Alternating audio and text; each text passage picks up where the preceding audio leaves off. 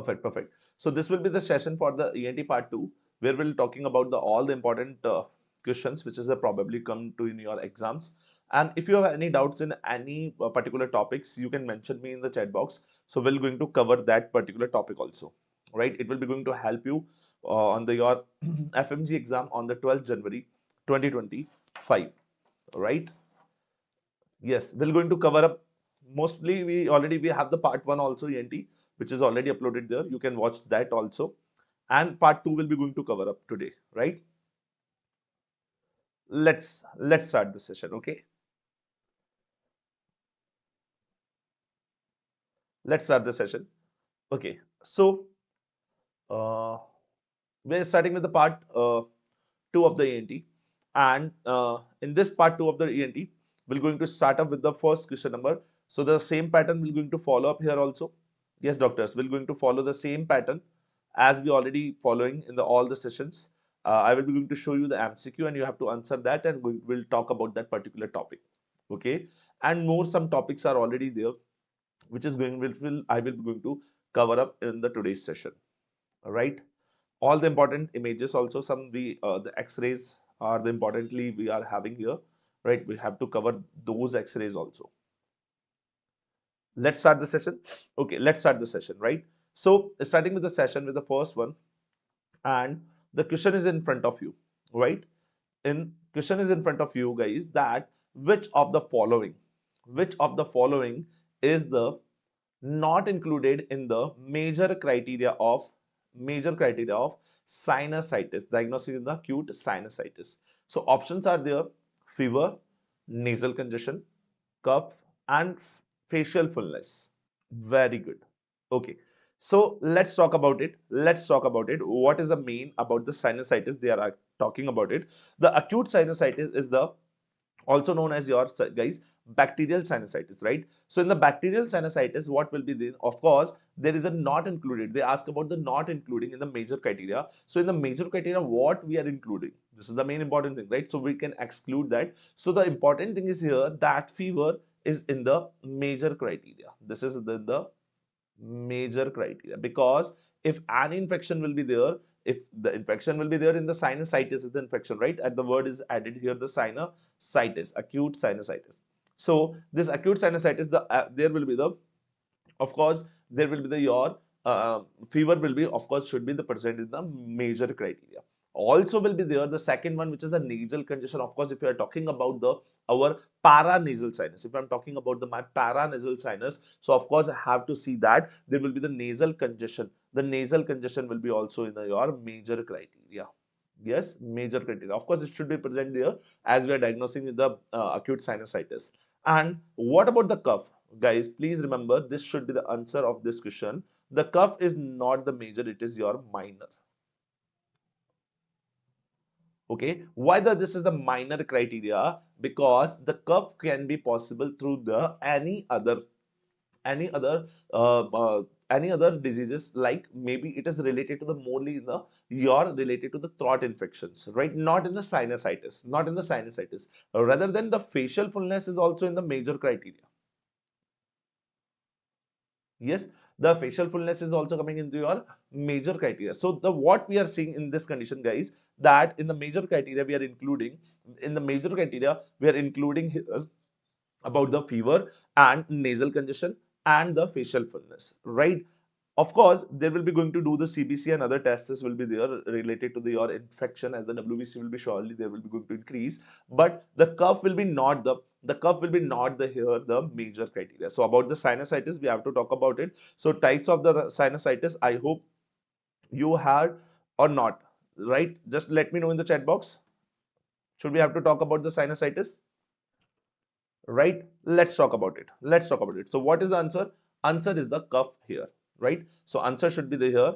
Cuff will be the your correct answer in this case, right? So this will be the not the major criteria. This will be not the your major criteria.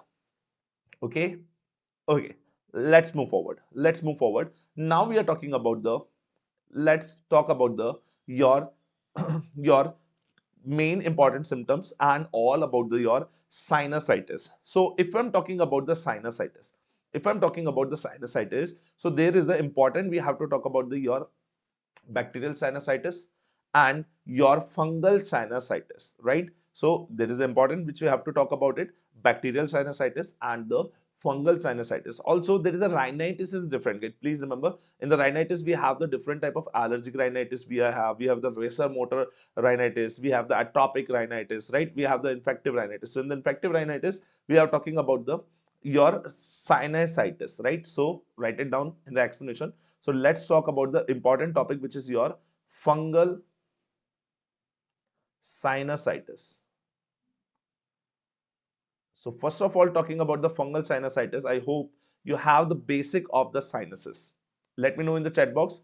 Do you know, yes or not? So let's talk about the sinuses. As you already know, the sinuses, which is the paranasal sinuses we have, which is covered the air sac, right? These are the air sacs which will be the available, right, which will be available in the your facial region, right? This is the air sacs where will be the in the facial region, right? So this air sac will which will be there, this is known as your sinuses. This is known as your sinuses. If I'm talking about the sinuses, so we have importantly four sinuses.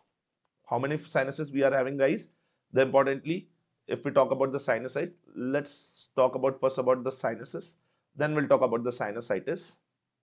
So let's make the topic sinuses. So there are the totally four sinuses we have. What are the four sinus? The first we have maxillary sinus. Write it down. We have the maxillary sinus. Also, we have the ethmoidal sinus. Yes, we have the ethmoidal sinus. The third one, we have the sphenoidal sinus. We have the sphenoid sinus. And the fourth one, we have your frontal sinus.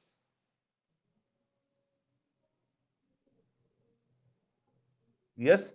So why I write this in this manner? Because this is also the manner of the development of the sinuses. So please write it down in front of your maxillary sinus. Write it down here. This is the first sinus,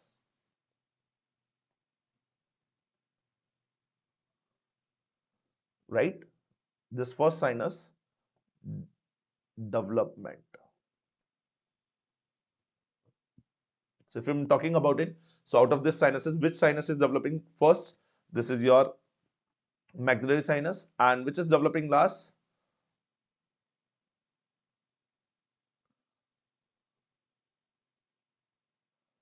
In development, right? This is your this is your frontal sinus, which will be going to develop into the last, right? So this is the main thing where we have of the sinus. And also some important thing which you have to talk about the sinuses. Yes, we have to talk about little bit about the sinuses. The important thing that which one is the your largest sinus. If the question is asking you about it, like which one is the your largest sinus, so let's talk about this also. So we are talking about the maxillary sinus, the first one, which is our maxillary sinus, right? Maxillary sinus. Talking about the maxillary sinus, the importantly, this is the having two important thing, that it is having your important, that it is your largest, it is having your largest sinus. And if I'm talking about the size of it, it's having near the 15 ml of each. It is having the 15 ml of each sinuses. So this is having the very important sinus. The second sinus, which is a very important, we have to talk about it, that is your ethmoid sinus.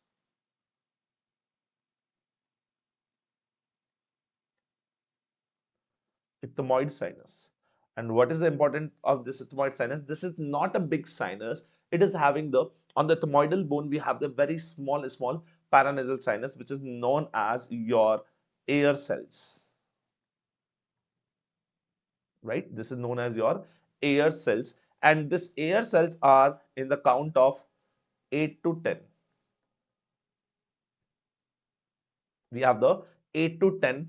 We have, if I'm talking about the counting of this air cells, we have the 8 to 10 air cells totally. And these air cells, if I'm talking about these air cells, they are asking you the MCQ on the based on this air cells. They are talking about this air cells, that which is the largest cell, largest air cell or largest ethmoidal sinus, that is known as your bulla ethmoidalis.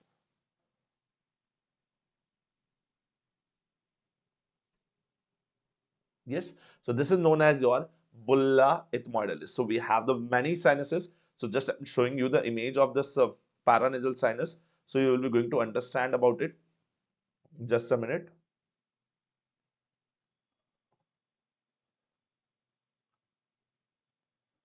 So you will be going to confirm about the all the sinuses I'm going to show you.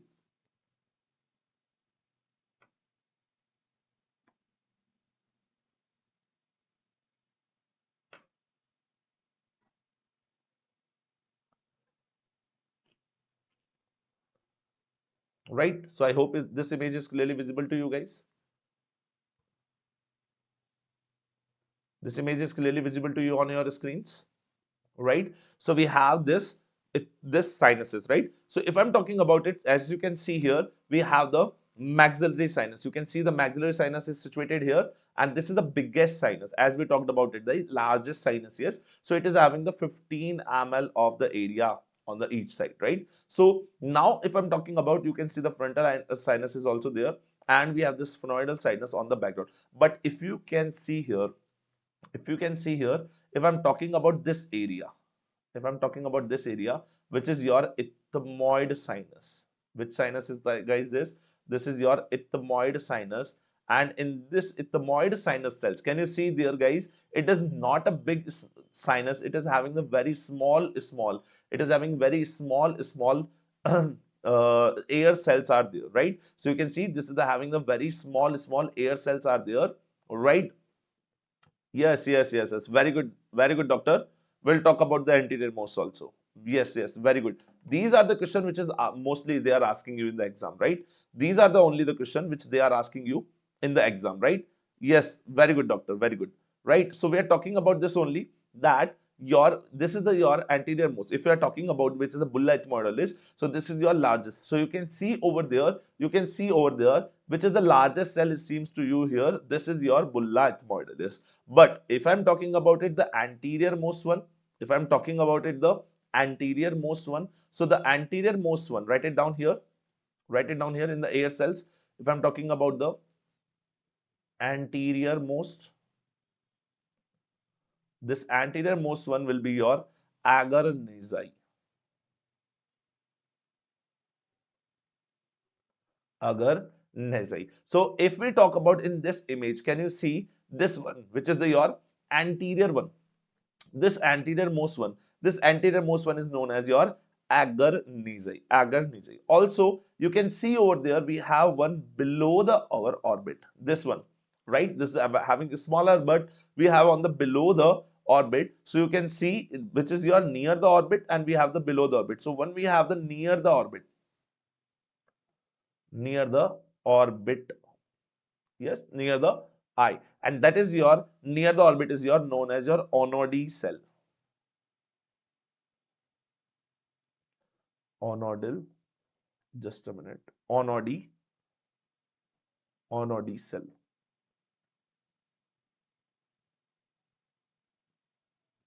Yes, this is your onody cell.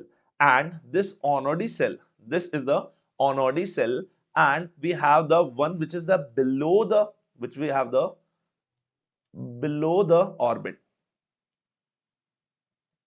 Yes, these are the some four MCQs which is importantly they are asking you related to the sinuses.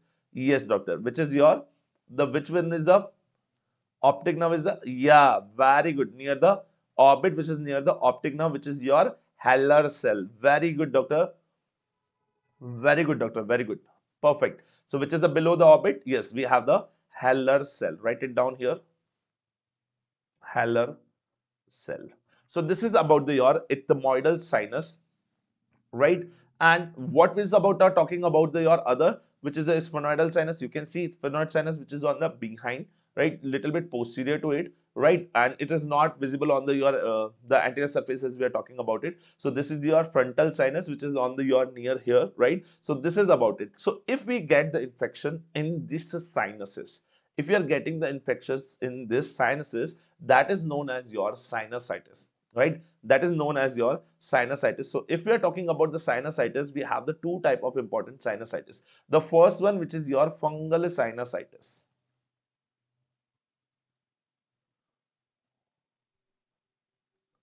Yes, we have the fungal sinusitis. Of course, by the name only you are understanding about it that this is about the your fungus. It will, the cause will be by the your fungus. So this is the fungus if I'm talking about it. So which fungus can be caused the sinusitis in the COVID, which is the recent one. We had the one more important about the fungus sinusitis, which can maybe ask you in the your exam, guys. What is the scene? Which type of the fungal sinusitis should be seen in the COVID? Anyone of you? Anyone of you guys can comment in the chat box. Aspergilloma? No, doctor. In the COVID, we didn't see the aspergilloma. This most common is the your aspergilloma. I understood it about it. But I'm talking about the COVID. So please write it down. In the COVID, we talked about the mucormycosis. Yes, I hope you remember the black fungus. The name was the black fungus.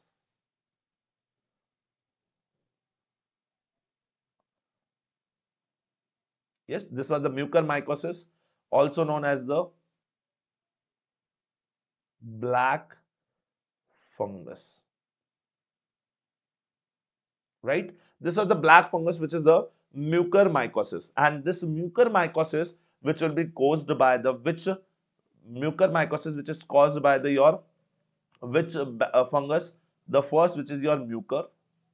By the name only, this the fungal name only is given in the disease. Mucormycosis the by the mucor, or maybe by the rhizospora, or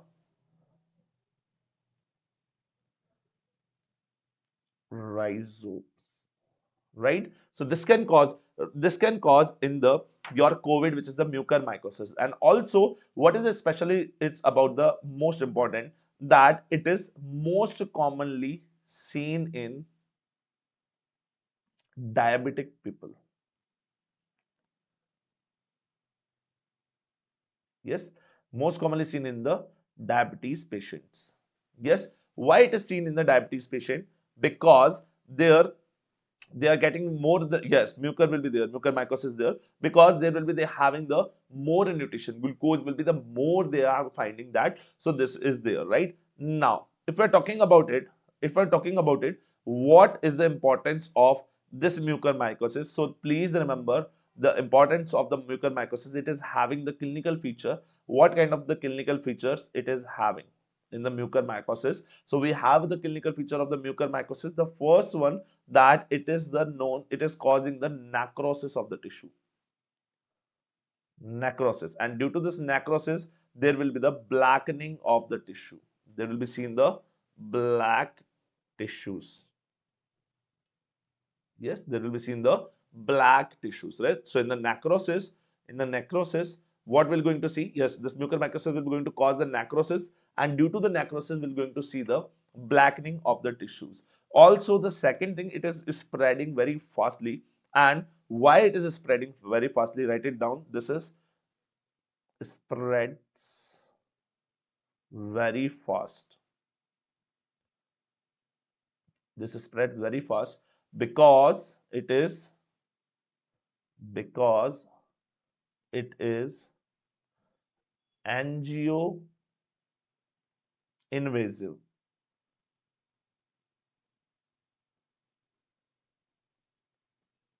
right? So this is the your angio invasive. Guys, what the mean by the angio invasive? Angio means it is your, yes, it was in the COVID. There was a use of more steroid.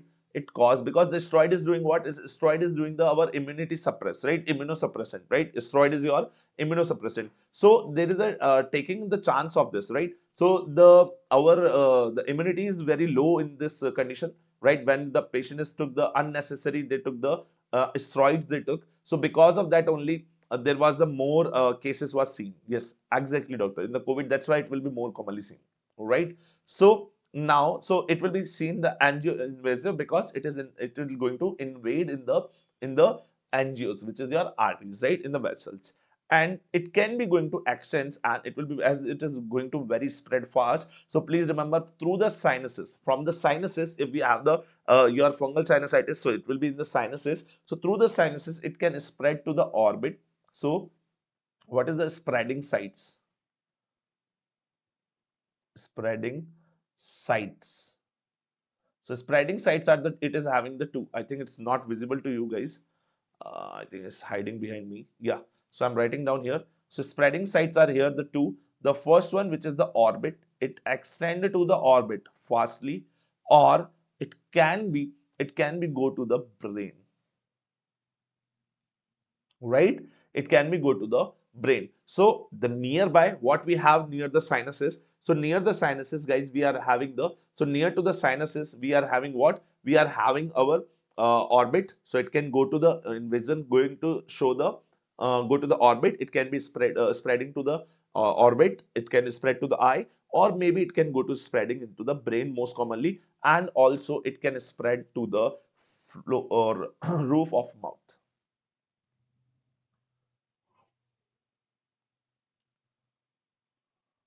right? Roof of mouth. So these are the more common area where your, where will be your sinusitis, which can be caused, right? It can be going to spread out it, right? Also, this is about the mucormycosis, which is your fungal. Also, we have the special one, which is the most commonly seen, that is known as your aspergilloma, or also known as your aspergillosis.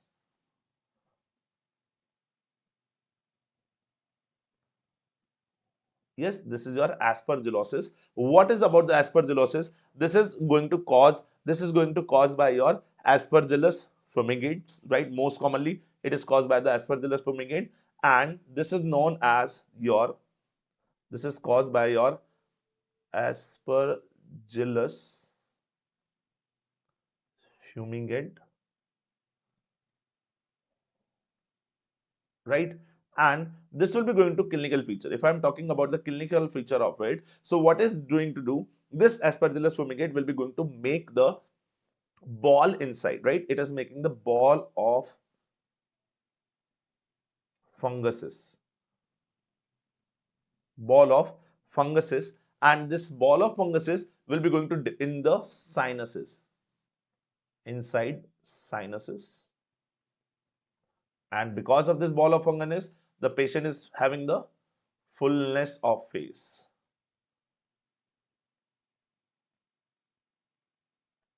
right? Patient is having the fullness of face will be going to feel there, right? As we talked about in the clinical feature. Also, as there is an infection by this fungus, of course the fever will be there,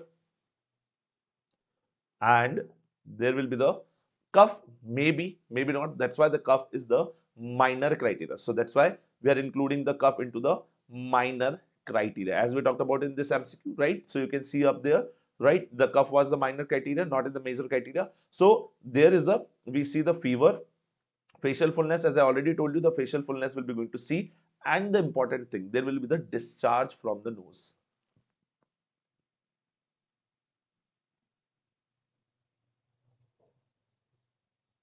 Yes, then we'll be going to see the discharge from the nose, right? And this will be going to, this will be going to, this fungus ball which is there, this is also, right, this will be going to cause the, right, this fungus ball, if there will be present, this will be known as the aspergilloma.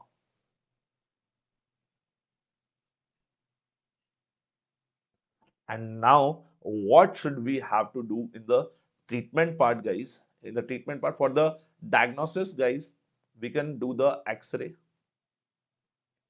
For the aspergillus, we can do the x-ray, or we can do the rhinoscopy, right, for the making the diagnosis of it.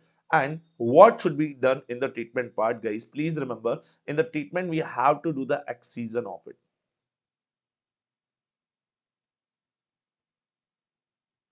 We have to do the excision of it.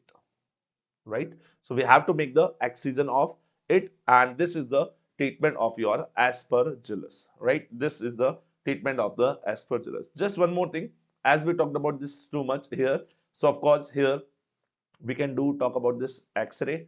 This is the diagnosis for the mucormycosis is also the X-ray, and yes, X-ray should be done. X-ray should be done, doctor. X-ray should be done. And what about the your treatment part? If I'm talking about the treatment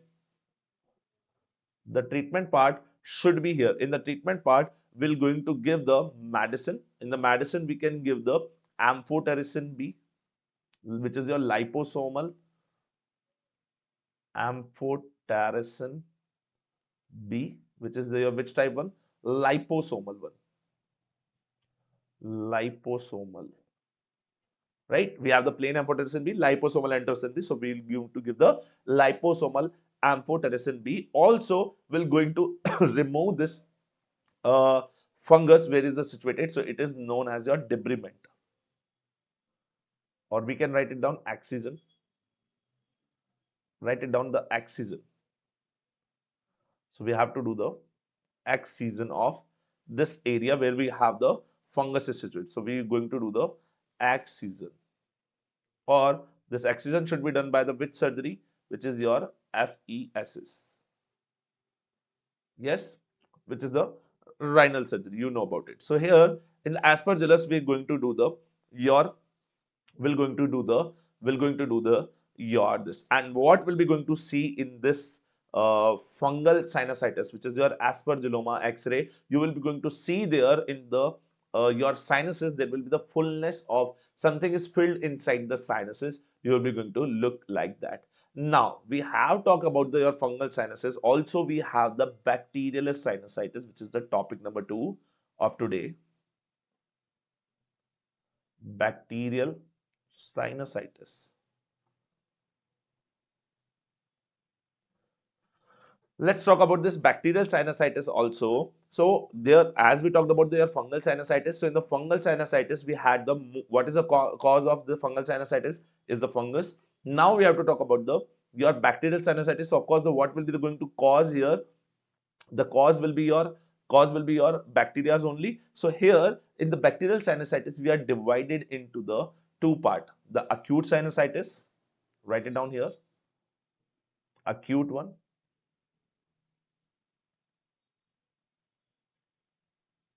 Right? We talked about this question only. What are the causes or what are the symptoms, major symptoms in the acute sinusitis? And in the acute sinusitis, what are the causes of it? What are the causes of it? If I'm talking about the causes, the first cause is your streptococcal pneumoniae. Streptococcal pneumoniae. And the second one, which is your your moraxella. And the third one, which is your Haemophilus influenza, right? We have the Haemophilus influenza.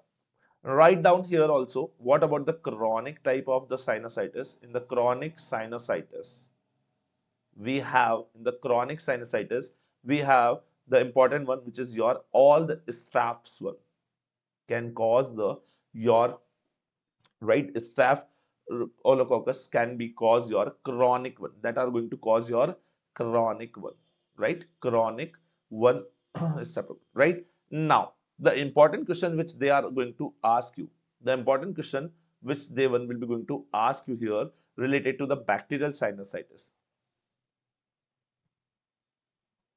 In the bacterial sinusitis, which one is the most common sinus will be going to involve? Most common sinus involved in bacterial sinusitis. So please remember, here are the two different answers we'll be going to hear answers, right? So why there are the two different answers should be here. The first, which is about the adult one. The second one, which is about the your children's, right? Which is in the child. So we have to write it down here, the two different one. The first one, which is about the your adults. The second one is the about your children's or the child. So in the adult, if I'm talking about the maxillary sinus is the most common going to involve, and in the children there will be the ethmoidal sinus,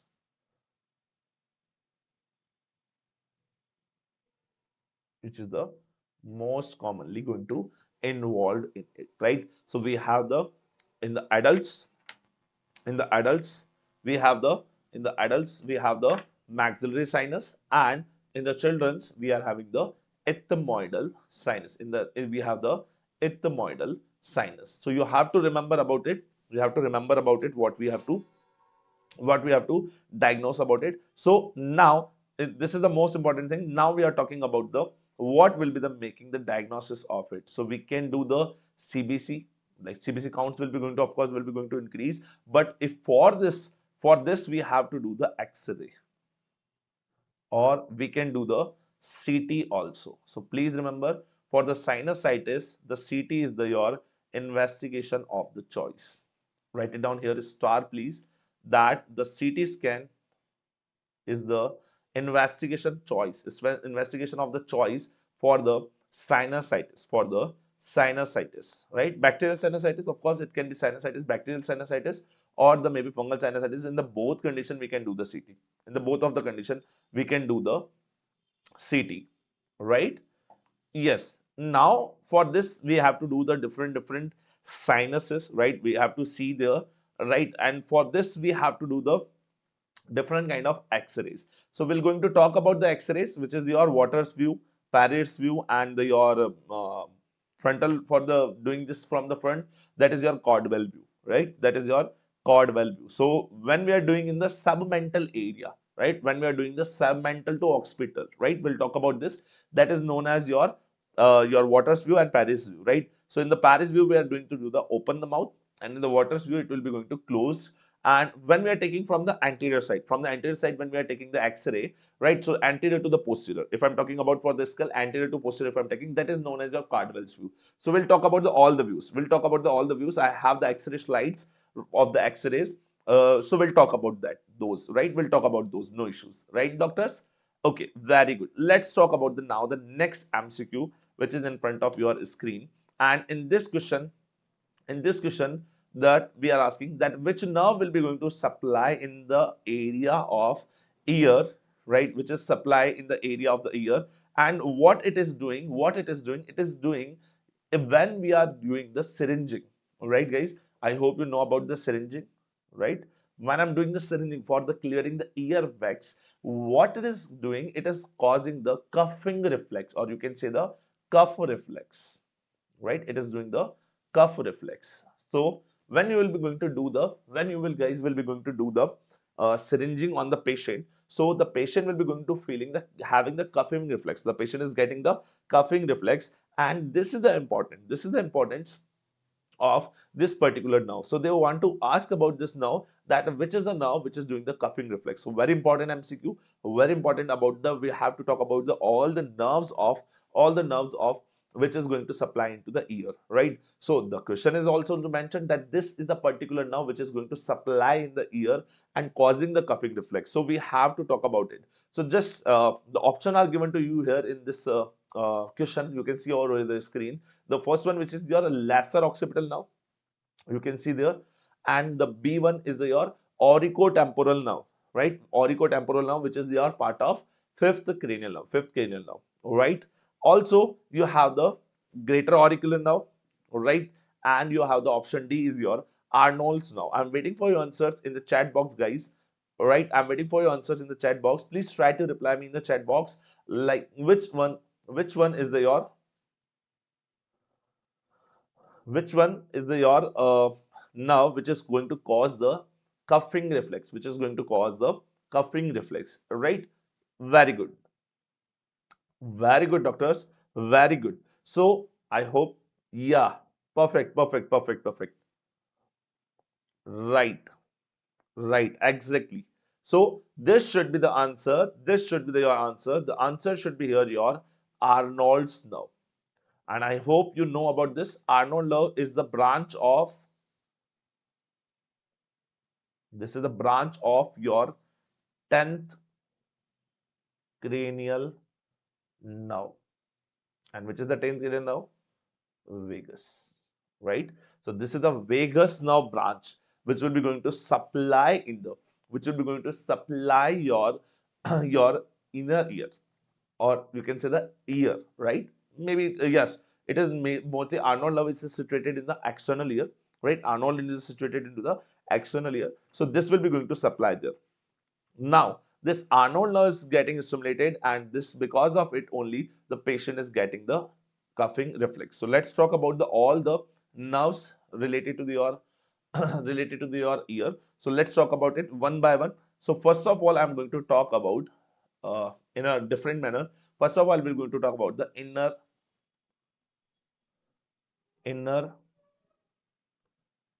ear nerves. So if I'm talking about the inner ear nerves, guys, if I'm talking about the inner ear nerves, so inside the ear, in the inner ear, we have only and only involvement of the one nerve only. And which nerve, guys? Already you know about it. For the hearing, our eighth cranial nerve, our eighth cranial nerve, which is your vestibulocochlear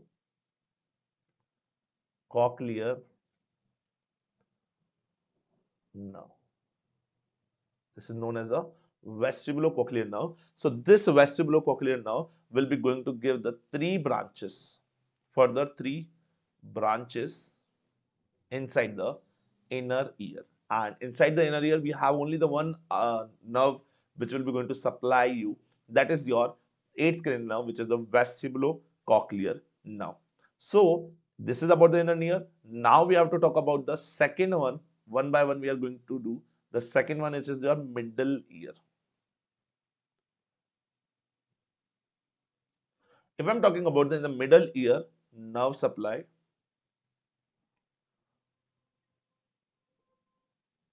this nerve supply is the in the middle ear. We have, of course, we have the seventh nerve also in the middle ear, which is going to pass through there. Also, we have the ninth nerve, right? We have the seventh cranial nerve, which is going to passing through the your. This is going to passing through your lateral wall of your wall of your this middle wall of your middle ear, right? So we have the seventh cranial nerve which will be going to pass through there. And also in this we have the ninth cranial nerve also, right? So there will be the two nerves. Write it down. In the middle ear, we have the two nerves. The first one, which is your seventh nerve. I hope you know about the name of it, facial nerve. And also we have the ninth cranial nerve, right? Now in this ninth cranial nerve, the purely the full ninth cranial nerve will be not going to supply the which part of it, the part of the ninth cranial nerve which is known as your Jacobson nerve, which is known as your Jacobson's nerve. This will be going to supply, and this Jacobson nerve will be going to supply where? This Jacobson nerve will be going to supply into the tympanic plexus.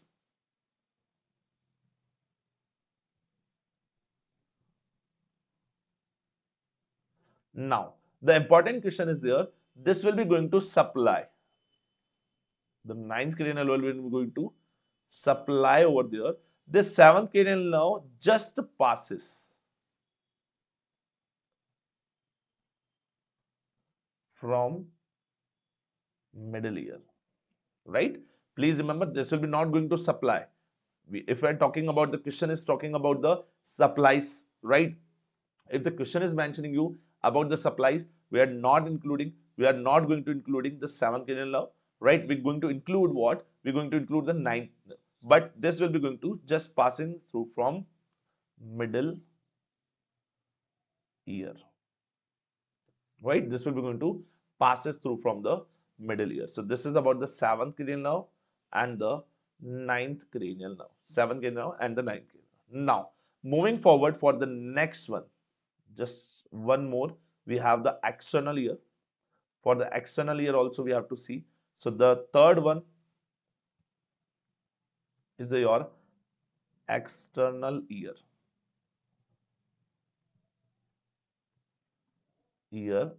nerve supply. Now, in the external ear, guys, we have the five nerves, right? In the external ear, we are having the five nerves, right? So, in the external ear, we are having the five special nerve. And guys, yes, you have to remember all the important five nerves. All the important five nerves you have to remember because these are very important. These are the very important. The first nerve you have to write it down. The first nerve you have to write it down, which is known as your auriculo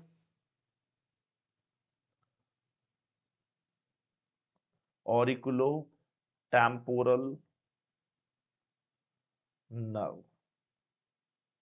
which is your branch of, please write it down, this is your branch of fifth cranial nerve.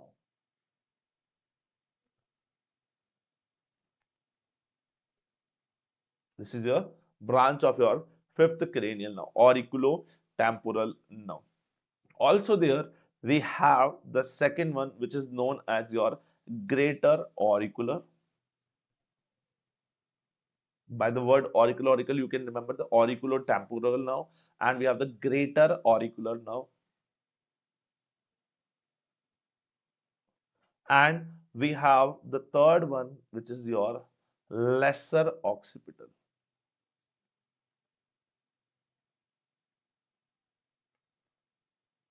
The lesser occipital nerve.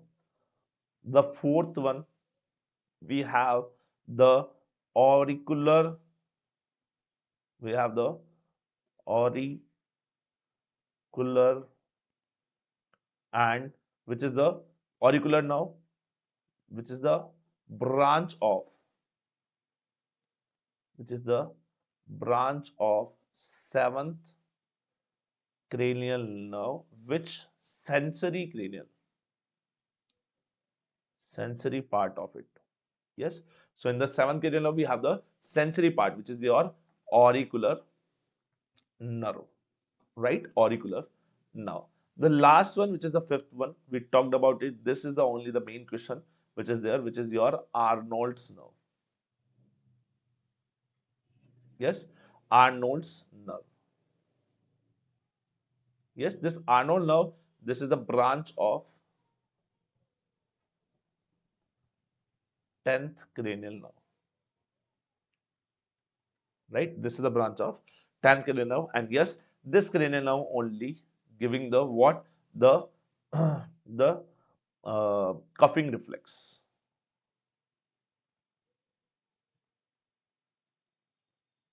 Yes, this one only will be going to cause your cuffing reflex. This will be going to cause your cuffing reflex here, right? So this is the about your nerve supply. This is about your nerve supplies of your ear. Yeah, in the external ear, in the middle ear, and the inner ear. External ear, inner ear, and the middle ear. I hope you remember this. So this is about the nerve supplies.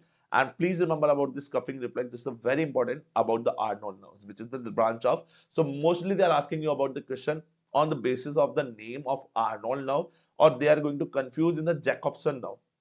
So please remember the Arnold nerve is the branch of 10th cranial nerve. Jacobson nerve is the branch of your, yes, ninth cranial nerve.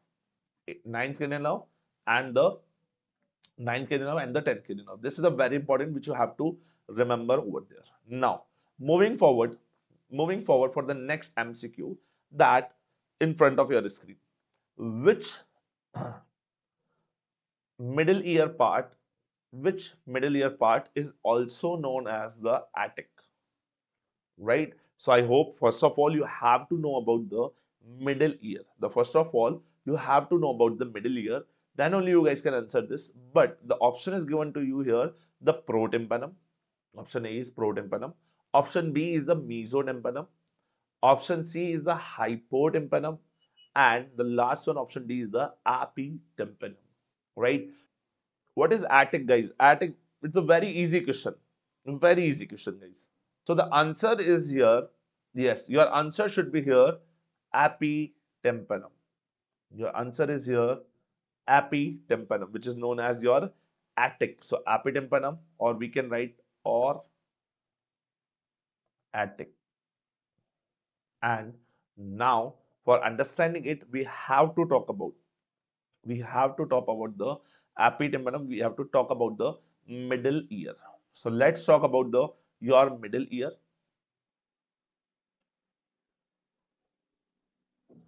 If I'm talking about the middle ear, if I'm talking about the middle ear, this middle ear is having a six layers or the six boundaries.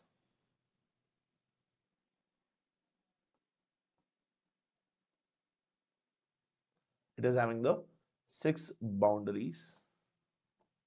And what kind of the six boundaries? It's like a room. So I hope you can see over there, you have the room. Your room is also having the six boundaries. You have the floor, you have the roof, and you have the four walls on the four side. Yes or no? The same like this. The same like this. Our inner ear from the inside looking like the same. So what the inner ear is having inside it? The inner ear is having from the inside. It is having the six boundaries, the same as we have in our room. So this is what containing. This is having the roof. It is having the roof. Of course, the roof of it will be there. There will be having the floor of it. Right? It is having the floor of it, and it is having the four different boundaries. So if I'm going to draw about it, just a minute. If I'm going to draw, just I'm inserting it. If I'm going to draw about it to it, this will be the diagram which will be going to clear out you, which will be going to clearly give you an understanding of the middle ear. Like, so you can see here, this is our room. So we have the six layers. What we have, the six layer, I'm just writing down here the six layer. I will going to remove the first one, which you can see the posterior wall. The second one, which you can see over here, this one. This is the second one, which is the anterior most. The third one on the lateral side, or you can see the this is the inner side, or this is the from the outer external side. We have this fourth one, and the fifth one is the roof is here, and the sixth one is the floor. So you can see it is having the total six boundaries, right? So if I'm talking about this total six boundaries, so we have to understand, now we have to understand about this, like what are those parts of it. Now, for first of all, we have to talk about that if the six boundaries are over there, what this is having inside the it. So inside the it, our middle ear is consisting of what? It is having the content. If I'm talking about the content of it, contain of middle ear. So in the content of middle ear, we have only and only, right? In the only and only we are having the ossicles, our ossicles, which is your ear bones, and we have the air is filled there. Please remember, normally we are having the air filled cavity, which is in the middle ear, but in the infections, right? In the infections, we're going to see over there. In the infections, we'll be going to see over there what? Yes, the fluids will be going to accumulate there. The pus will be accumulated there. Some serous fluid will be going to accumulate there. So about it. Now, if I'm talking about this, if I'm talking about this, about the ossicles, we'll be going to talk about in a different MCQ. We're going to talk about in the different MCQ. Now, if I'm talking about to this, that what are the divisions of it? Now, for this understanding to it, what we did, we divided this. We divided this into the three parts. We divided into this into the three parts. The first part, which is divided like that. The second one, just a minute. Just a minute, guys. So the first one, we're going to divide like this. The second one will be going to divide like this. So this three areas, the first, I'm marking you here with a different color of pen. The first number area, the number 2 area, and this is number 3 area. So these are the three areas will be there. So if I'm talking about the area number 1, this is known as your epitympanum, guys. The options are which is given to you the same only. And why is the epi? Because this is the apex. It is above there, right? So we can the epitympanum. This is known as your epitympanum,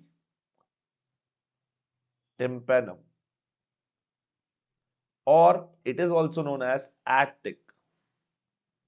Yes, this is the only the attic. The second one, which is in the middle, it is known as your mesotympanum. This is known as the mesotympanum. And the third one, which is here, which is known as your hypotympanum.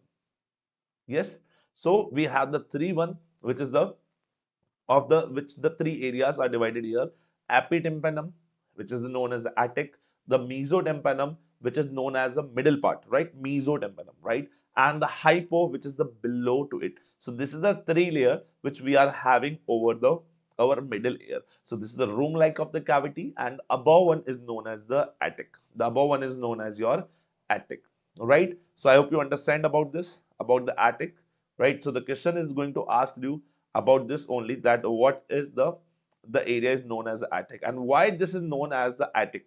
This is the also the region, if I'm talking about this, because this attic will be going to attach, this attic will be going to uh,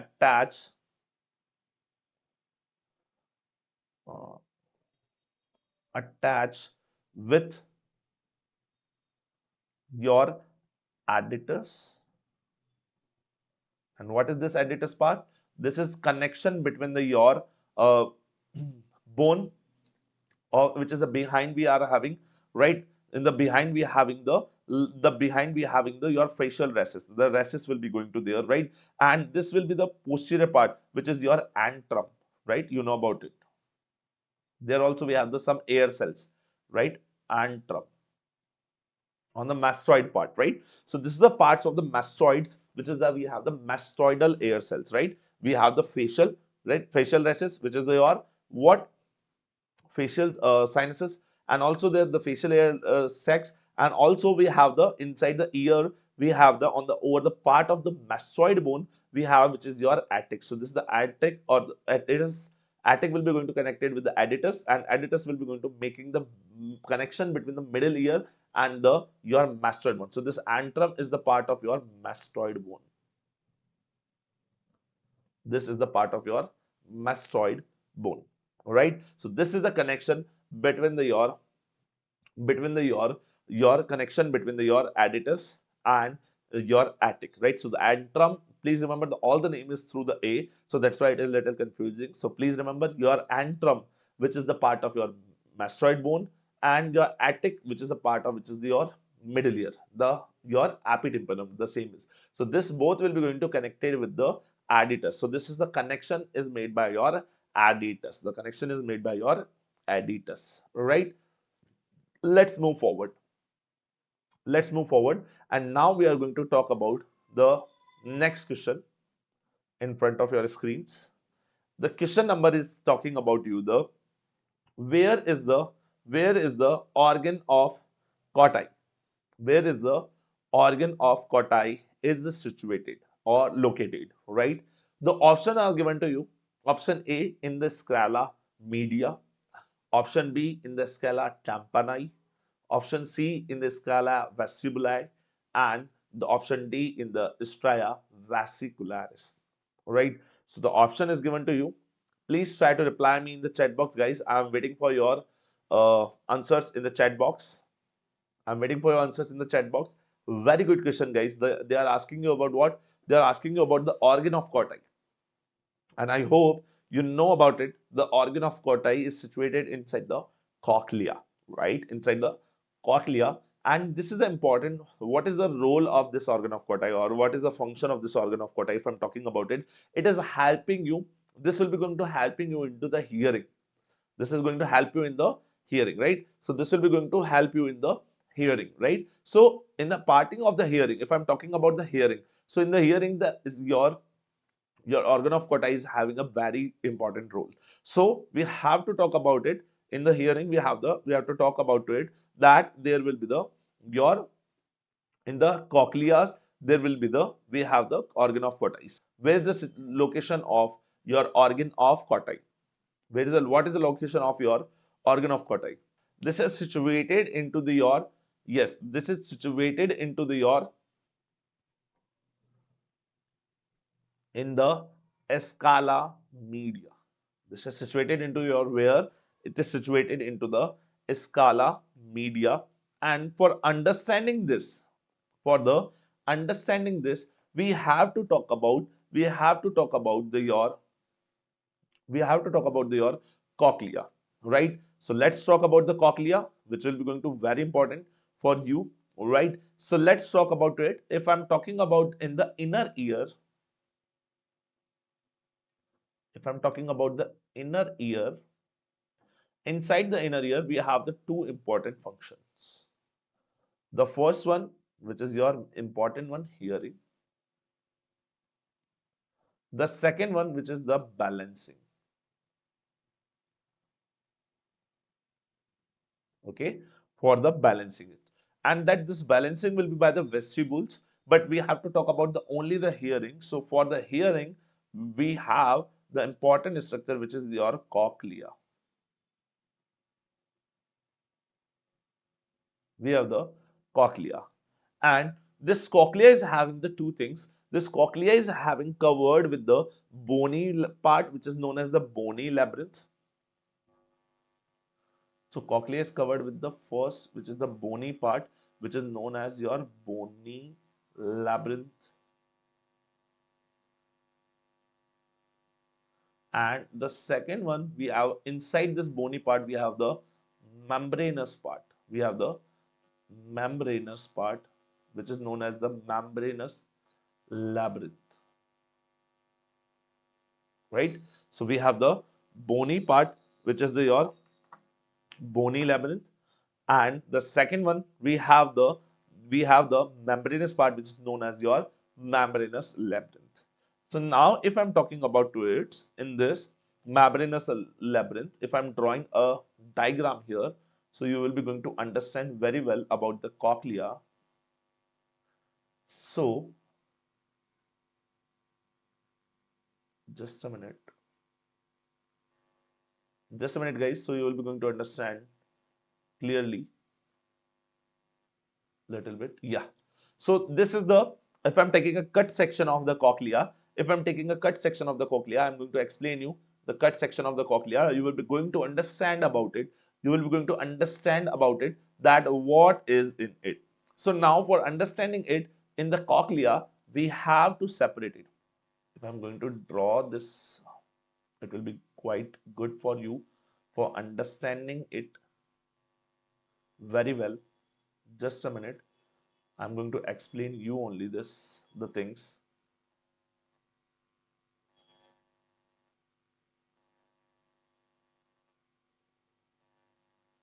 Perfect. I hope is it clearly seen to you, right? So now you can understand about it that little bit more correction is needed. Just I'm changing it to the no fill. Right. Very good. Now you can see here, this is the cut section of your, your membranous labyrinth. This is the cut section of your membranous labyrinth. And now I'm going to tell you what are this. So when I took this cut section, so what I find, I divided this into the three layers. What is this three layers? So write it down with the one by one, all the name of this. So the first one, which is the layer above one, this area is known as your scala. Write it down, guys, here. Scala vestibuli. Yes. So this is known as your scala vestibuli. The middle one is known as your scala media. This is known as your scala media. And the last one, which is the below one, this area is known as your scala tympani.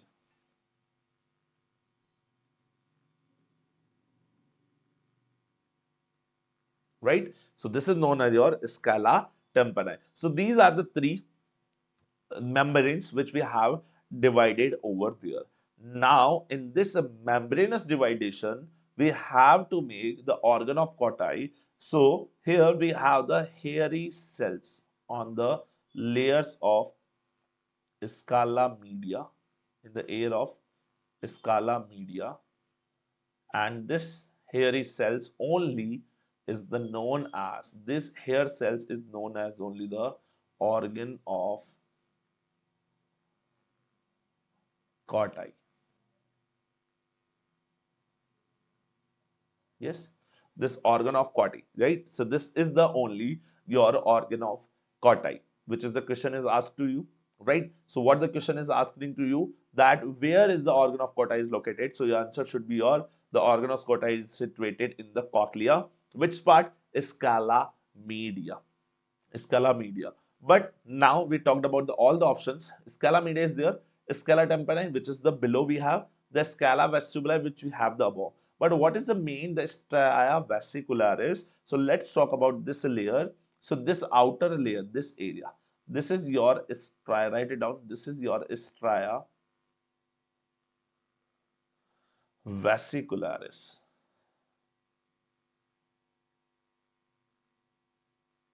This is the stria vascularis. And what is this vascularis is doing? This is going to secrete the potassium. As the potassium is going to secreted by here, so please remember the potassium is here. Potassium will be the inside more, and that's why when the potassium is inside the more, what is the filled by here? This is filled with the endolymph.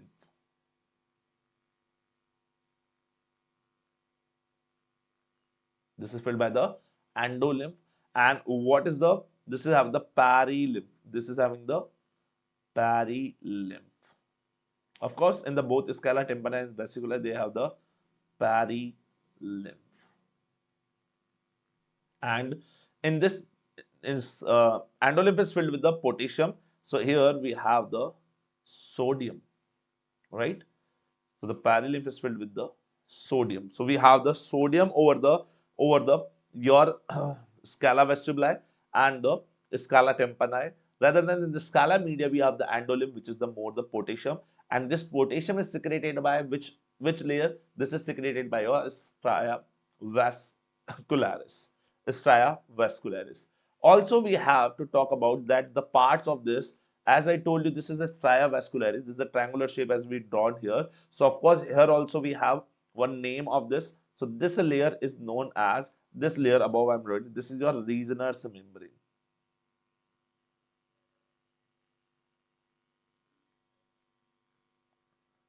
This is your Reisner's membrane. And of course, if they are talking about more about it, in the which part of scala media the organ of Corti is situated, this is at the basilar layer, right? So this is at the basilar layer. So this is the basilar layer, and in this basilar layer, we having the situation of our organ of Corti, and the basilar layer we having the your organ of Corti. Is it clear to you? Right? Let's little bit talk more about it, about the your organ of Corti, right? If I'm talking about the organ of Corti, what we are having, we have the three cells over inside the your organ of Corti. Just write it down the name of the cells. It will be beneficial for you. So just write it down the name of the cell. The first one, which is your inner hair cells, which is your inner hair cells. The second one, which is your outer hair cell.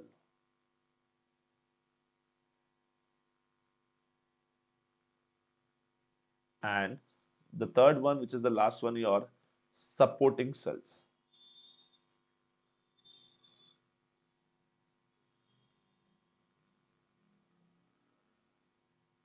Right? So we have the inner hair cell, we have the outer hair cell, and we have the supporting cell. We have the supporting cell.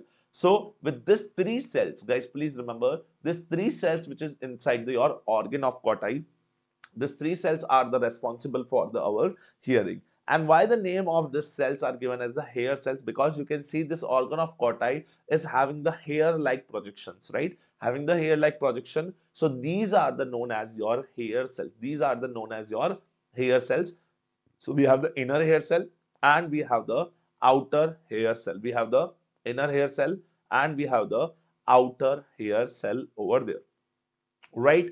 I hope you understand about it very briefly and very well about this. Your scala vestibuli, scala media, and scala tympani, which is the three part of your your cochlea, and the your layers of the your scala media, which is dividing it. So the separation between the scala vestibuli and the scala media is the Reisner's membrane, by the Reisner's membrane, and the dividation between the scala media and the scala tympani, this is done by your basilar membrane. And we have one more layer which is the stria vesicularis, which is going to secrete your potassium, which will be going to secrete your potassium. All right, very good. Let's move forward. Let's move forward. We are moving forward for the next MCQ. Now, this is a question for you, and the question is asking you about that which is the more there will be the a patient of the 17-year-old male is in the OPD, and the patient is presented with what? The patient is presented with your ear pain. Highlight this, all the things. Clinical features: high fever and the bulging of the tympanic membrane in the left ear. So the patient is having what? The patient is having now the three important clinical features which is mentioned there: ear pain, the first of all, high fever, and the tympanic membrane, which is what? Yes, which is the bulging of the tympanic membrane is seen over there. Now, for this conditions, what we have, they are asking that which antibiotic, they are asking you the question, which antibiotic, this is the question related to your pharmacology, which antibiotic is commonly used, and the option is given your ciprofloxacin, azithromycin, doxycycline, and amoxicillin. But first of all, for understanding this question, that I have to make the diagnosis of this patient, then only I can understand that what should be the given in the treatment. Like I can understand the antibiotic should be the name is given to you, but for these names you have to make the diagnosis of this patient. Sir, this is the disease of middle ear. Exactly, as this is a clearly mentioned, ear pain is there, no discharge is mentioned. So if there is an external ear is having the any disease or the tympanic membrane is ruptured over there, right? Then only we can expect the diseases of external ear. But now here they didn't mention here that any disease of your, just a minute, the disease of external ear. So this is the disease of your middle ear. All right, very good. Let's talk about this disease of middle ear first of all. Then we'll be going to talk about this. So what is this disease, guys? This is the disease, by the understanding of it, this is the disease of your ASOM. So what is this ASOM? What is this ASOM? I hope you know about it. This is known as your acute suppurative otitis media. So we have to talk about the acute suppurative. What is this ASOM? Acute suppurative otitis media. Now, for this understanding of this ASOM, acute suppurative otitis media, please understand this. The answer is only going to say you acute suppurative and then otitis media. So now what is the cause of it? What is the cause of it? For the acute suppurative otitis media, what will be going to see in this condition? That there will be the first of all, there will be going to see you the tubal occlusion. It means which is your which ET tube, station tube will be going to ET block. And how it will be ET block? Maybe due to your nasopharyngitis. It is due to by the your nasopharyngitis. And as the patient is having now the nasal, which is the nasopharyngitis, the patient is having what? The patient is having the nasopharyngitis.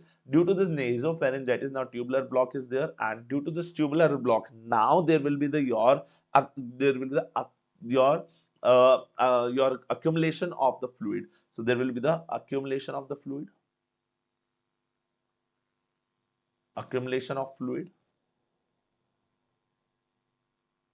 which is your pre-suppurative, which is your pre-suppurative condition. Now, what is happening? Due to this, now ET tube will be going to black, and the patient is having the nasopharyngitis. Now, this nasopharyngitis parasite, this the nasopharyngitis microorganism, maybe the bacteria will be there or virus. This will be going to reach through this station tube to the your ear, and this will be going to cause, right? This will be going to cause your suppuration. This will be going to cause your suppuration. What kind of suppuration? There is the fluid will be there, which is the non-infectious, but now there will be the this will be going to cause this fluid will be going to change into the pus formation, or in the suppuration there will be going to change into the pus formation. Yes, this will be going to make the pus formation. Now, for this pus formation, it is not like that it will be going to start it. Now, for this acute suppurative otitis media, we have the important, we have the important, we have the important clinical features. What are those clinical feature of ASOM? If I'm talking about it, the first one, which is the fullness of ear.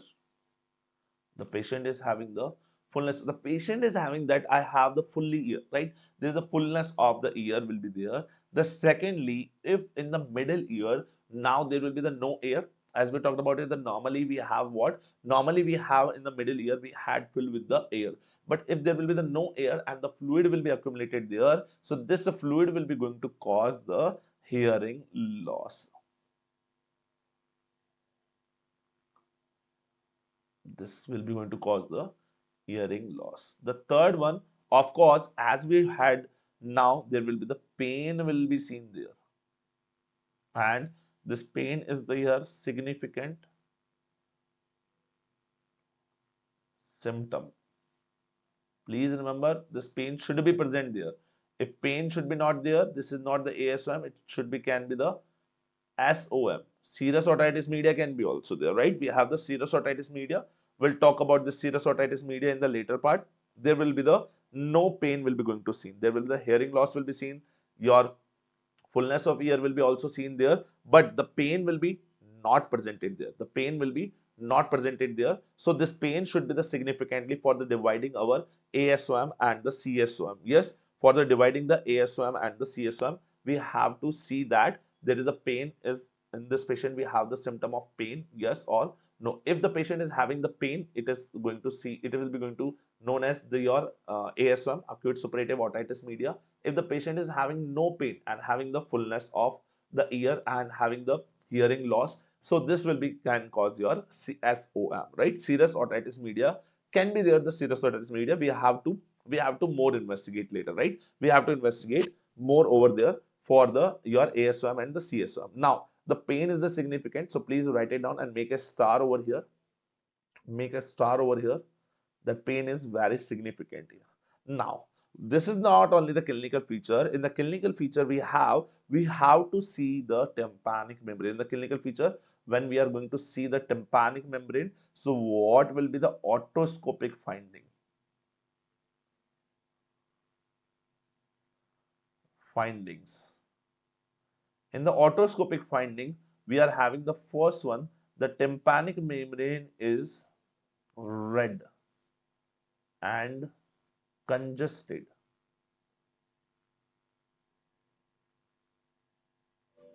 Red and the congested. This totally your in the otoscopic finding we have the tympanic membrane is red and the congested, and also there is the bulging of tympanic membrane is seen, because now inside the middle ear we have the fluid filled, which is the pus will be there.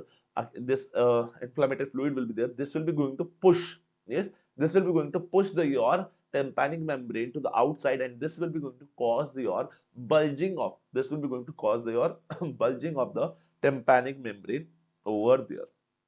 And there in this otoscopic finding we have the two special feature, which is known as your cartwheel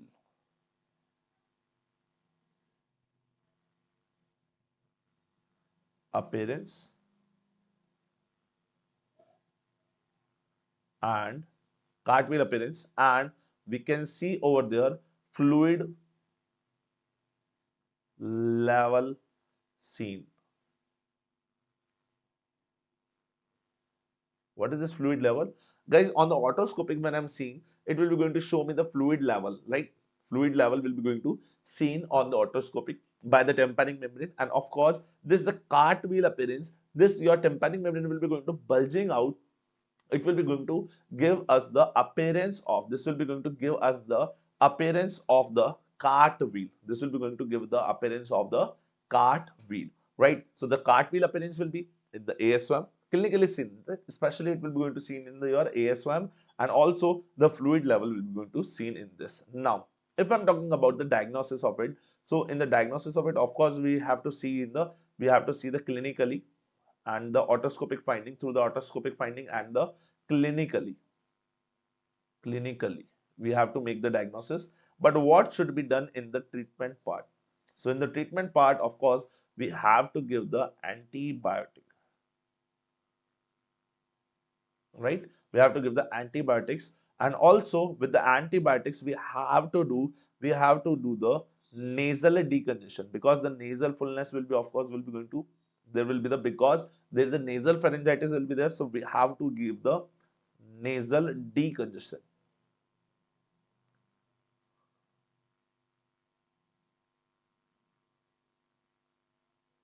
right? And in the antibiotic we are using the most common, which is your amoxicillin. In this condition we are giving the amoxicillin, which is the most commonly used in this condition. If there will be the no relief by this, right? If no relief by antibiotics, then we have to add on here, we have to give the marings, or the, you know about it, it is known as maringotomy.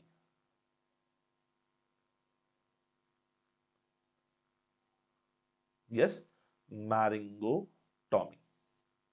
Maringotomy should be done there, and this is the your treatment of choice of your acute suppurative otitis media. So in the case of ASOM, in the case of ASOM, we will going to find out that we have to do the, in this case we have to do the maringotomy. So if I'm going to back to the question, if I'm going to do the back to the question again, the options are given to you guys, that ciprofloxacin, azithromycin, doxycycline and amoxicillin. So this amoxicillin should be given. So amoxicillin you can give in the dosing of, in the adult we are having the 500 mg of the amoxicillin, and nowadays we are not using the amoxicillin with this, we are using with this amoxicillin plus clavonic acid, right, which is the 125 mg, right? So this you are using the amoxiclav 625, yes, amoxy CV, yes, amoxy CV 625 is the DOC, drug of choice in the case of acute suppurative otitis media. Yes, Amox CV. Yes, doctor. The Amox CV is the brand name. Yes, the Amox CV is the your brand name over there. Amox CV is the your brand name over there. Now, Now, talking about the next question, moving forward for the next question, and the next question is on your screen. The question is here, guys. A child is present with the hearing loss and having glue-like discharge in both of the ears. So the patient is having what? The patient is having the glue-like discharge from the both of the ear, and it is a child, most commonly seen in the children's, right?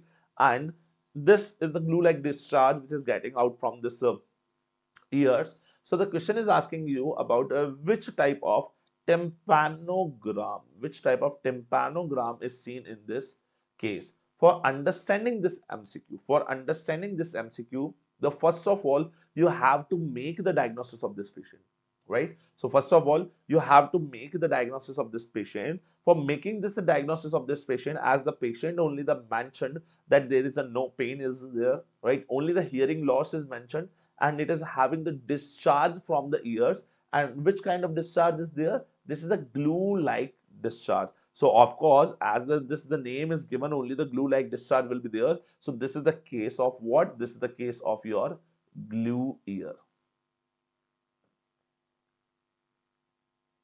Okay, which is glue ear. Yes, this is your serous otitis media, SOM, right? Not the your acute suppurative. That is the different. This is your serous otitis media. This is your serous otitis media.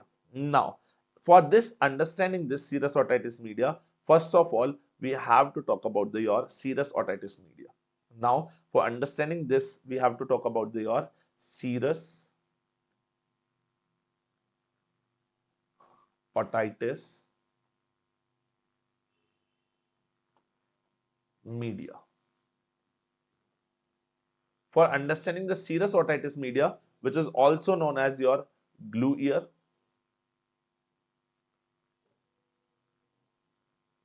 right? So why this is known as glue ear? Because there is a patient is having the patient is having the discharge from the ear. It is the totally transparent and little bit sticky like the glue. So that's why the name was given as the glue ear, right? And what is the name? What is the mean of it? As we talked about in the ASOM, that we have there is a blockage in the your ET tube. And after this blockage, we have the pre-suppuration and then we have the suppurative. So in the pre-suppurative, what we talked about it, there is a fluid will be going to accumulated inside the ear. Yes, inside the middle ear we have the fluid will be accumulated there, and this fluid where there will be the no bacteria, no microorganism will be going to reach there. So if microorganisms reach there, please understand this, if microorganism is reached there, that will be going to the ASOM, acute suppurative otitis media. If there is a no microorganism, so this will be the your serous otitis media. So I can write that this is the your long standing, this is the long standing pre-suppurative condition. This is the long standing pre-suppurative condition, right? And what will be the most common cause of the serous otitis media? So if I'm talking about the causes, in the causes we have the first of all, which is your adenoid hypertrophy,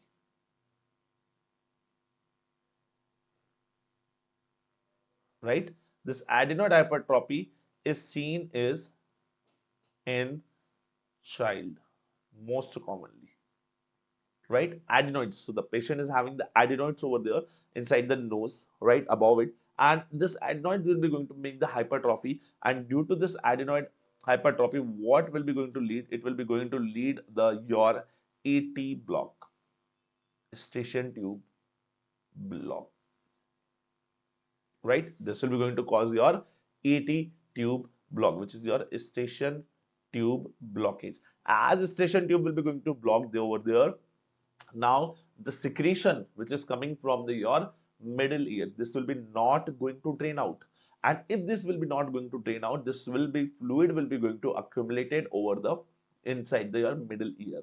Now there is a no microorganism, guys. Still We talked about it. There is a no micro. If the microorganism will be going to reach over there, this will be going to cause as the acute suppurative. This will be known called as the acute suppurative. But still there is a no microorganisms, right?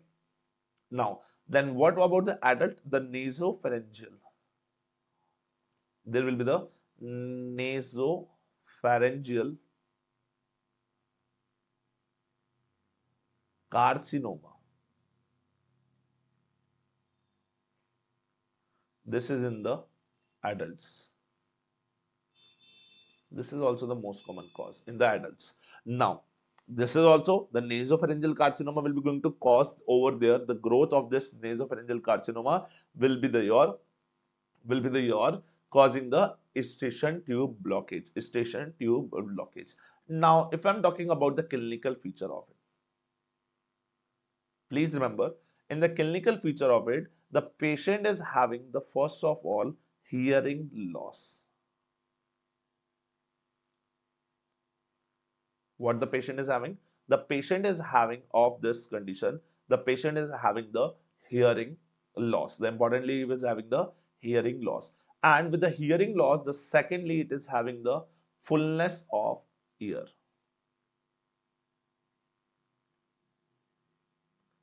Fullness of ear, right? It is having the fullness of the ear. And fullness of the ear, there will be the no pain. Please remember the patient is having no pain in this condition, and of course no fever also we can write it down because this is not the infectious, so there will be the no fever. But in the acute suppurative, if I'm talking about if microorganism will be going to reach there, this pre-suppurative will be going to change into the suppurative condition, and that suppurative condition, please remember, and that suppurative condition will be going to cause the pain also and the fever also. So this pain is the most significant for the differentiating between the ASOM and the SOM and ASOM. Now, the third one in the otoscopic finding, we're going to see otoscopic finding. What will be seen in the otoscopic finding? There will be the your air bubbles are seen on tympanic membrane. So there will be the air bubbles over are will be seen on the tympanic membrane. With the air bubbles, we're going to see there. We're going to see there. There will be the your yellowish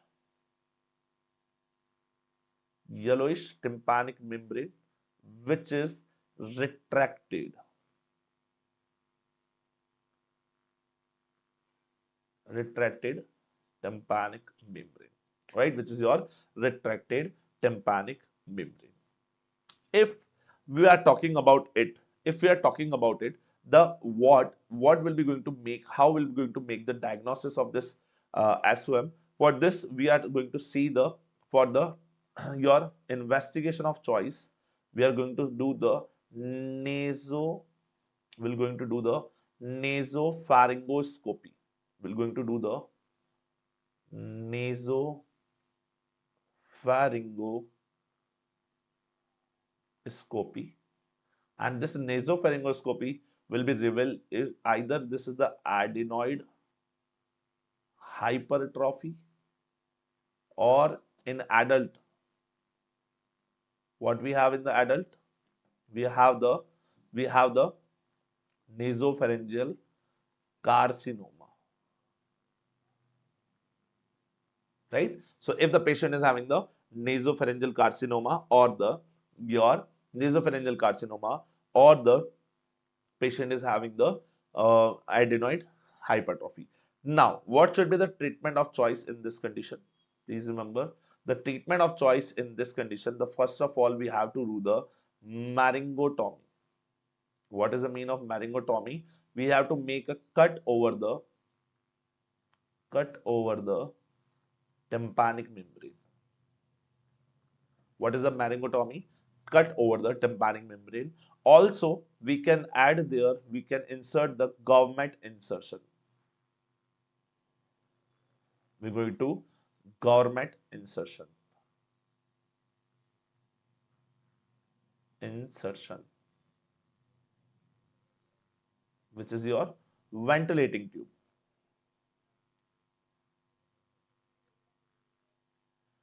Yes, this is your ventilating tube. Yes, this is your ventilating tube. And also, if there is a children, or maybe what is the cause? The main cause is the adenoid or maybe the cancer. So in children's, we are doing the adenoid adenoidectomy.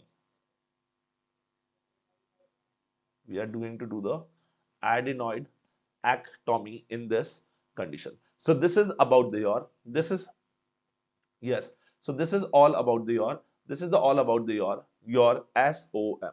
Now in this condition we are doing the nasopharyngoscopy, but also we can do the, in this condition for the hearing loss patient we can do the tympanogram.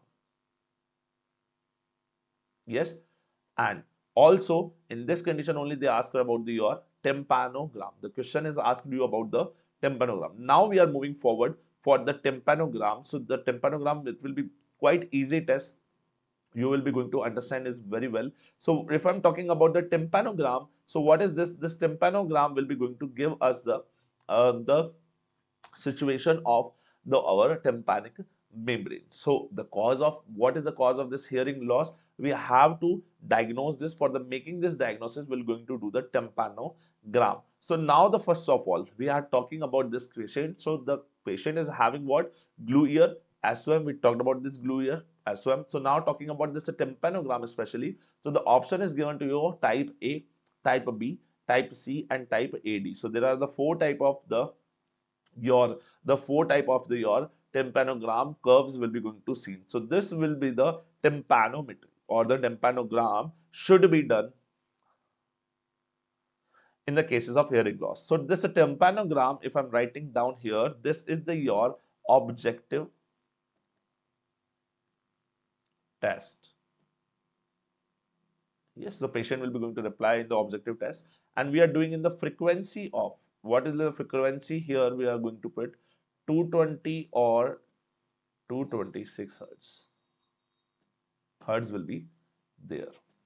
And in this condition, in this test, we are getting a graph over there.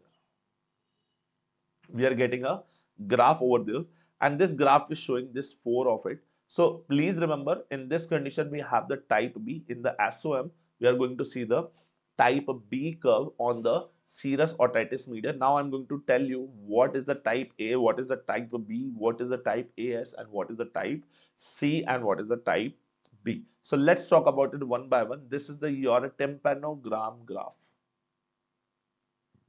Yes, so this is the your tympanogram graph. So you are getting this report.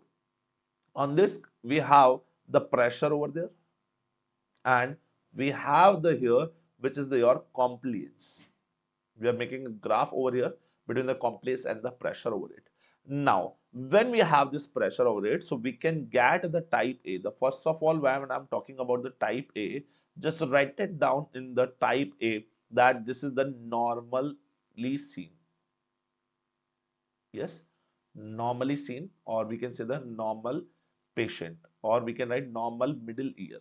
This is the test of the middle ear only, right? So this is the normal in the middle ear. So the patient A, the type A curve will be going to seen you in the condition of, yes doctors, the type A condition will be going to seen into the your normal conditions. Also, if I'm talking about now the second one, which we have the AD type, you can see over there it is more over there. So you can see the graph on the frequency, it is having more frequency graph, right? It is having the more, right? It is having the more compliance. So this more compliance is due to, because of the D is mentioned here, the AD. So please remember this D letter, and this is say A is saying the normal, but D is replying you that D is, there is the disruption between the ossicles.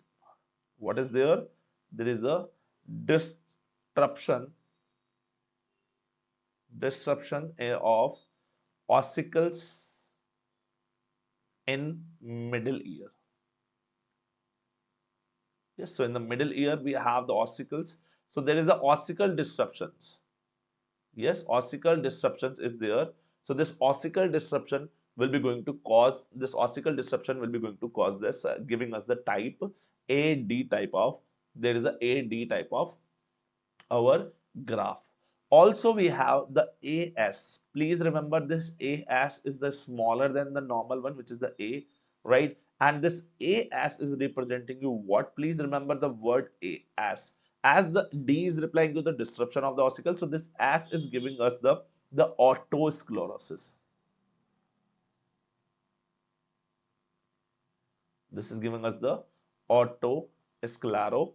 This is giving us the name of autosclerosis. So by this tympanogram also we can identify the we can identify the we can identify the conditions. Right now, what about the type B and type C? So you can see this is the type B. Also, we are writing this type B as the flat type of curve. Right, you can see this is not having anything, this is having a flatly, yes, it is not having any curve, it is flat line is there. So this flat line or this type B will be going to seen when fluid is accumulated, fluid in the middle ear. When the fluid in the middle ear, it will be going to see, so of course it will be going to seen in your SOM, also it will be going to see in your ASOM. Of course, in the ASOM also there will be the pus will be going to accumulate it in the suppurative condition, but ASOM is the pre-suppurative. So please remember, as we make the diagnosis ASOM, because there is the patient is having the glue-like discharge, right? If there is a perforation will be seen there, so glue-like discharge will be of course through the patient. So this is the your ASOM, and also in the ASOM also will be seen. So more commonly it is seen in the serous otitis media, most commonly seen in the serous otitis. So in the serous otitis media we have the type 2. And what about this type C? Please remember this is a very important. Maybe they can ask you about the type C. Please remember this type C is your negative type. Why this is the negative type? Please remember, as you can see, this is the zero marking of the pressure will be there. You can see our curve is having the positively, it is the curving from the negative side and going to the positive side. Yes, you can see all the curves, which is the your AS, maybe A or maybe the AD. Of course, the B is the flat type of the curve, which is seen in the fluid accumulation. But what about the type C? As the type C, we are having in the whole the negative side. So you can see it is starting from the minus 400 and it will going to end into the near the minus 50. So it is a very negative side. And when we are going to see this negative side, please write it down. When we are seeing the ET tube, your eustachian tube is blocked. When the patient is having the ET tube blockage, so the patient is getting the type C curve, which is your negative type of curve, which is your negative type of the curve, right? So I hope you understand this thing very well, right? I hope you understand this very well.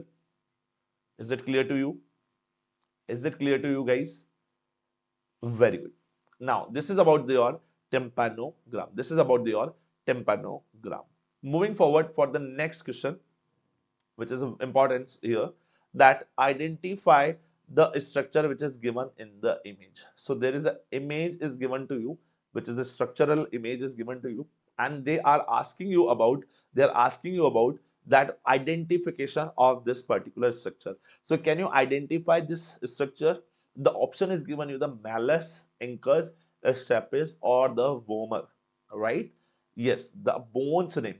Out of these three are the your ear ossicles, you know already well, right? So malus, incus, and stapes is your ear ossicles. But now they are asking you about this. There is the important feature which you see there.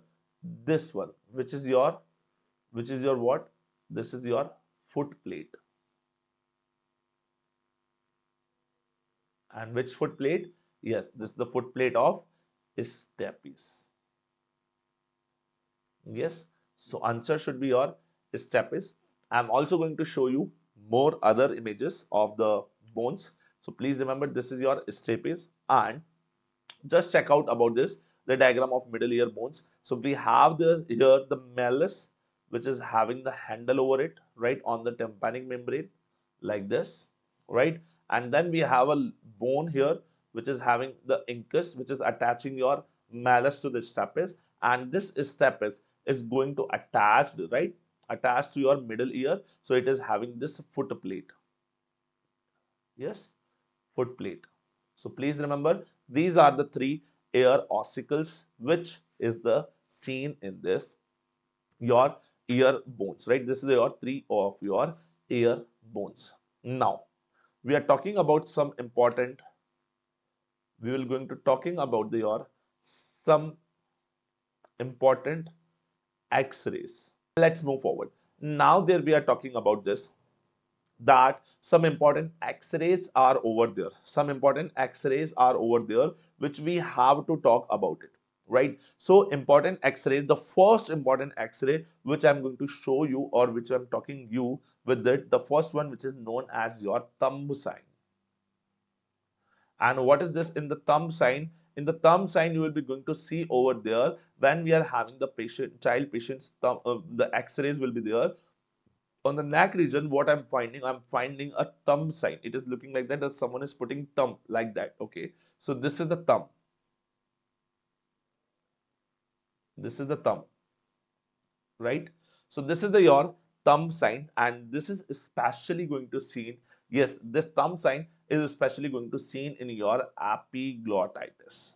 Yes, so this thumb sign will be going to seen in your disease of epiglottitis. When your epiglottis will be going to getting inflammation, so it will be looking like as the thumb. So this thumb sign will be going to seen in the epiglottitis. Epiglottitis, right? Very good. Now talking about the next one, the next X-ray, which is your steeple sign. And what is this, guys? Your steeple sign. In this steeple sign, you can see over there, this is the steeple over it, right? And on this steeple, you can see over it, right? It is having the pencil tip sign. Also, the steeple sign, it will be going to seen in the condition of your laryngotracheal bronchitis, or it is also known as your croup, right? So this is also seen in the children. So I'm erasing it where I drawn it. Just try to understand this, right? This one, this is your steeple sign. This one is your steeple sign, right? This one is the your steeple sign. I'm drawing it. You can see here this one, right? So this area is your steeple sign. Okay, so this is seen in the condition of, yes, the steeple sign is seen in the condition of your, yes, this is seen into your steeple sign is seen in your croup or the laryngotracheal bronchitis. Very good. Now moving forward for the next one, which is important here, which is your Waters view and Caldwell's view and the Paris view. Now please understand, for understanding this, please understand what is the difference between the Waters view and the Caldwell's view. The Caldwell's view is taken with the antero-posterior. Yes, when I'm taking the antero, it is from taking from the anterior side. Yes, and in this condition, what we are getting, which are taking this, we are seeing here, which here in the Caldwell's, we are seeing the frontal sinus. The important thing is here, we are seeing the frontal sinus. Okay, we are seeing the frontal sinus. And what about this your Waters view? Please remember, this Waters view is starting from the your chin. And what is this? This is the mantle, right? So this is starting from the this your occipitomantle. So it will be like in this direction. When we are putting this patient, we are putting like this. The chin will be put it on the over the X-ray. So now, if the patient is putting the chin over there, if the patient is having putting over the chin over there, so now the putting the chin, which is the submanto occipital. This is the submanto. The patient is putting the X-ray sheet will be put it like that. The submanto occipital. If the patient is doing the opening of the mouth, so this open mouth is known as your Paris view. Yes, Paris view. Okay, and if the mouth is closed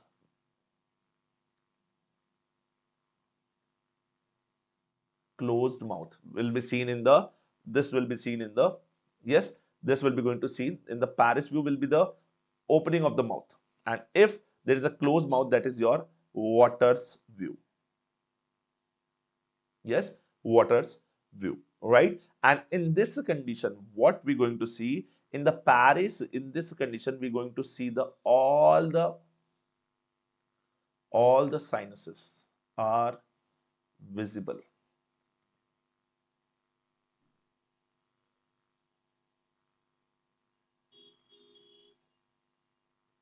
All the sinuses are the visible in this condition. All the sinuses are visible in this condition. And if I'm talking about the Waters view, please remember in the Waters view all the sinuses visible except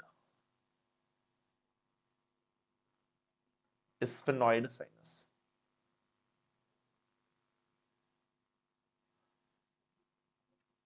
Okay, so in this Cardwell's view we can see the frontal sinus, right? We are doing this for the frontal sinus.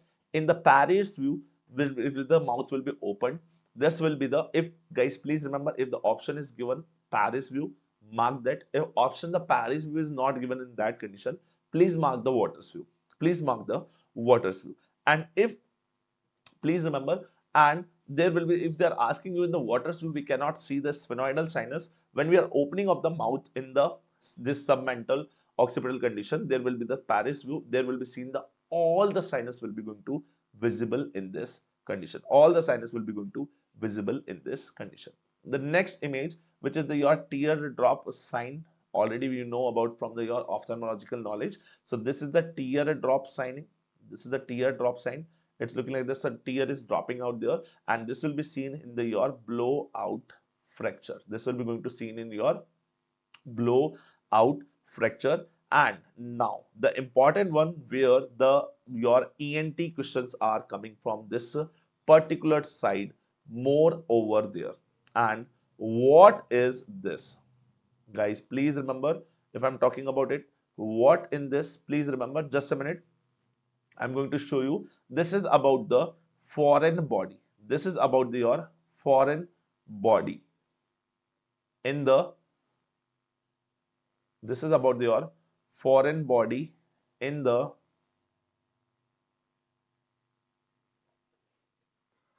foreign body in the,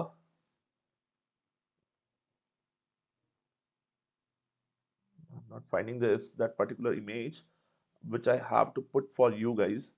That is very important.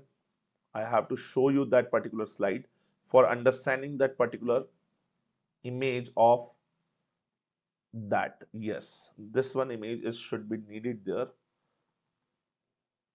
Just a minute. Yes, we are talking about this, the foreign body in the esophagus, right? We have to talk about the foreign bodies in the esophagus.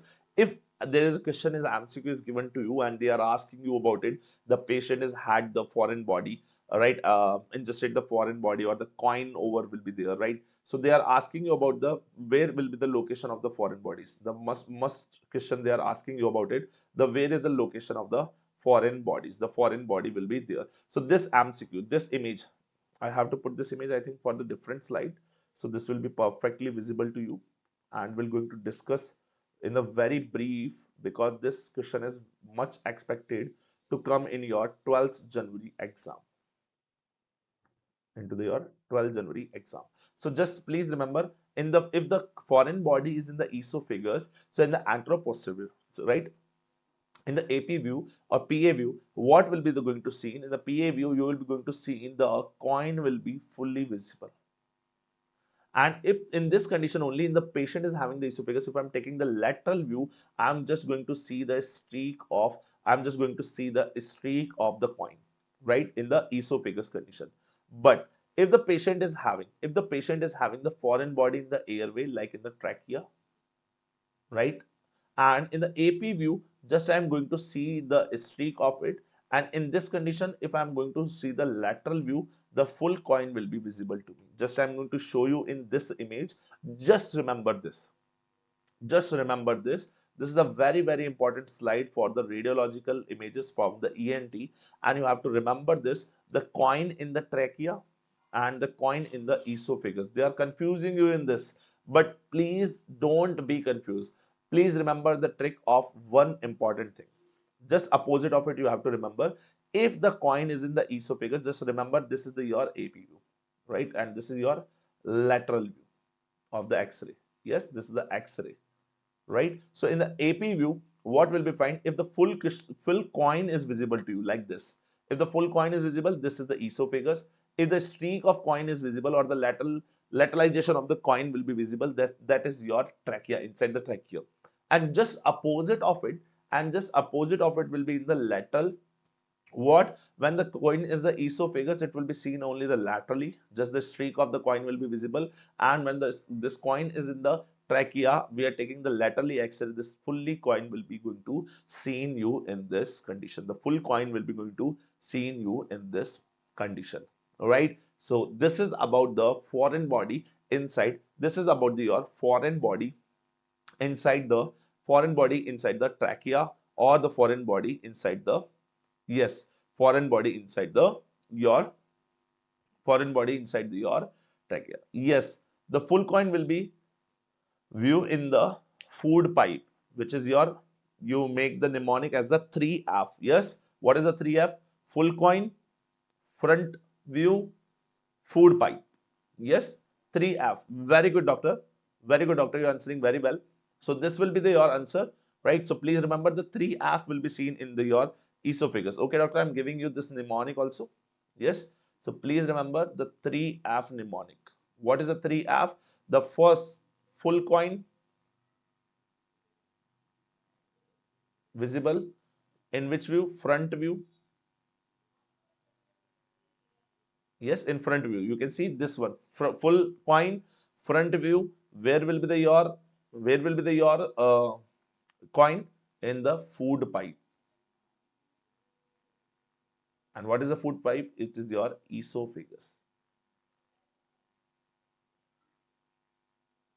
This is the esophagus. Yes, doctor. Very good. All right.